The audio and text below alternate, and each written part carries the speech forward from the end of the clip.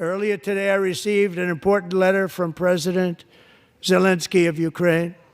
The letter reads, Ukraine is ready to come to the negotiating table as soon as Сегодня я получил possible важное письмо to от bring президента lasting Украины peace Зеленского. closer.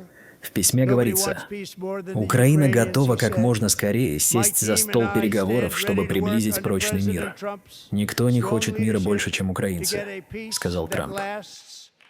We do really value how much America has done to help Ukraine maintain its sovereignty and independence.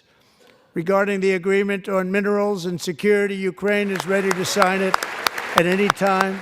This administration